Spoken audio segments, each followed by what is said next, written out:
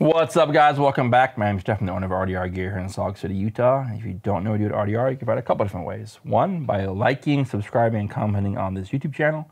Two, our Facebook page and Instagram account. Three, our website, rdrgear.com, where we have all of our cool things like holster wraps, frontline mods, canine gear, kydex, belts, bags, you name it, you can get it there. So, the long-awaited final of the PWS kit up.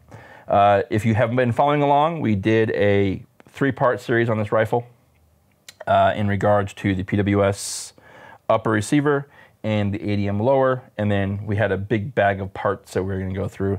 And honestly, it took me a minute to kind of revise some of the pieces, and I'll share with you a couple things and one area that I'm still kind of, maybe sort of going to change. But as of right now, this is the final. So we ended up using a PWS upper receiver. We ended up going with a dual fuel Surefire weapon light, and there's mod light, there's cloud and everything. But for me, this is a practical, purpose-driven design and kit up.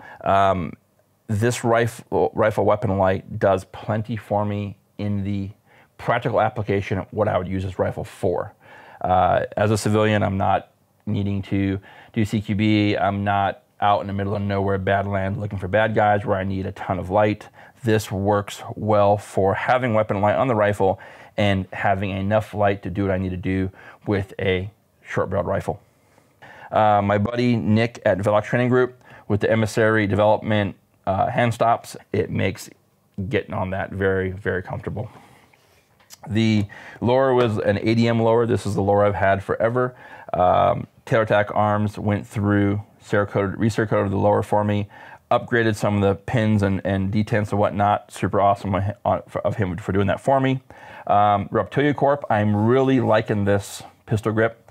I do have to get it stippled. It's just way too slippery the way it is, but I am really digging that. Of course, Battle Arms safeties. I've always used Battle Arms safeties.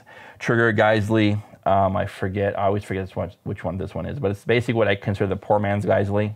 It's a standard 2-stage, great trigger. Opposite side here, Maritime bolt latch on the ADM.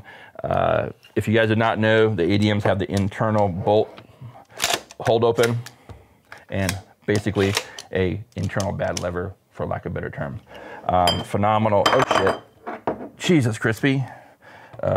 So again, that there, B5 stock. I am going to order the 10 tactical. That's a 10 Tech tactical sling swivel. I just haven't got around to it yet. Charging handle. This is the Prime Weapons charging handle that's in here already. Midwest Industries flip-up sights. These are very similar to Magpul Pro or the CAC style backup iron sights. Very similar in design. They were just a lot less money and they work just as well. Very clean fitment there. 107 switch for the Surefire pressure pad, constant on. And with the primary weapons, the way the design of the rail lock up here is, it doesn't allow me really to use a QD slot here. I wish it had one built in, but I understand the logo goes there. So I used a RSA mount from Magpul, and that's where my sling goes there.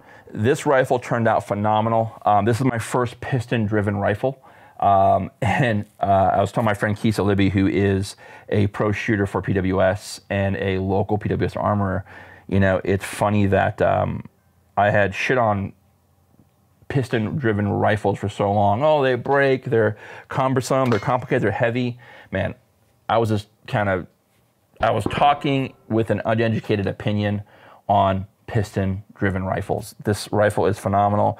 Once you pair it with a good can, these things are phenomenal. I did go with probably the point of contention for a lot of you guys is the MRO.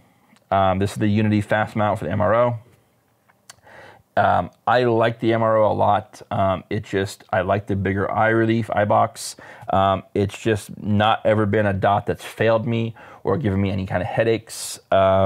It's just been a red dot that works for me.